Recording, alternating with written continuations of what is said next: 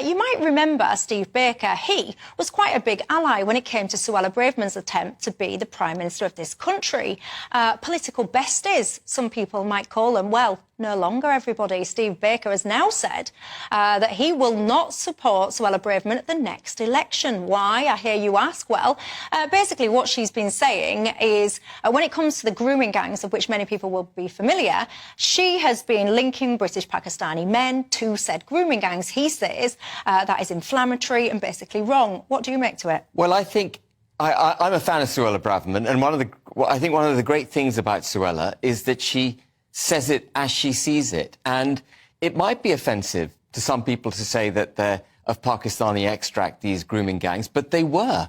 And you've got to be able to... They were in Rochdale and they were in Rotherham. Yeah, OK, they have also... But not across But you've got to be prepared to have an open and honest debate without fear and without favour. And unless our politicians are prepared to do that, you end up without debate, you end up effectively allowing woke and cancel culture to subdue the truth.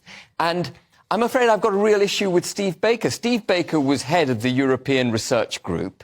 He was chairman of the European Research Group.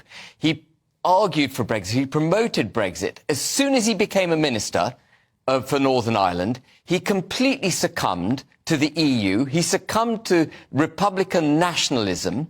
He supported putting a border down the middle of the United Kingdom, and he was up in Parliament in tears in February saying all the pressure he'd experienced in his fight for Brexit. Well, if you can't take the pressure, if you're not prepared to stay the distance, if you're not prepared to have the fight, don't be in politics.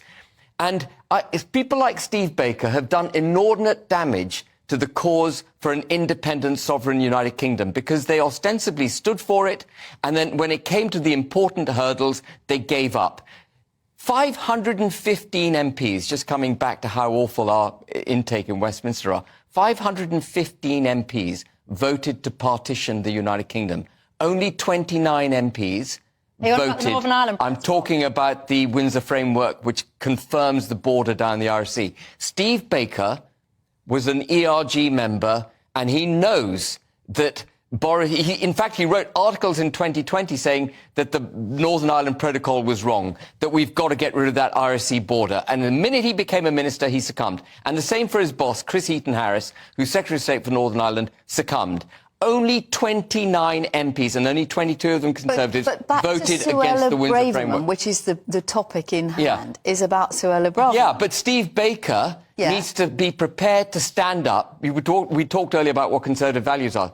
Suella Braverman is standing up for Conservative values. Well, Steve Baker needs to do the same. Steve Baker, you could argue, is actually saying, hang on a minute, you are the Home Secretary. That is one of the 4 great offices of state. You are a trained and qualified lawyer, we are led to believe.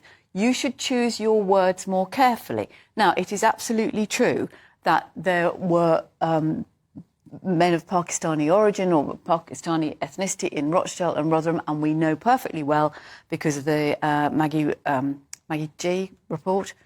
No, it's not. Alexis G report. The J, that's right. J. Yeah. That, you know, that there was an element of political correctness, if you like. There was an unwillingness which subdued the whole absolutely, debate. And we know that, and that has been catalogued and it has been made and laid clear. What Suella Braverman has continued to say, despite the fact there are no... it's completely contrary to the Home Office's own figures, and she has been criticised by people like the NSPCC and leading children's charities, because what she's basically saying is only these men commit crimes against children. And what they're concerned about, the charities who are picking up the pieces... Well, she didn't say that. She said, I'll quote her as well directly, she's talking about a predominance of certain ethnic groups, British Pakistani males... Well, they're not predominant. Well, she clarified she was talking very much about Rochdale, Rotherham and Telford, and she was factually correct.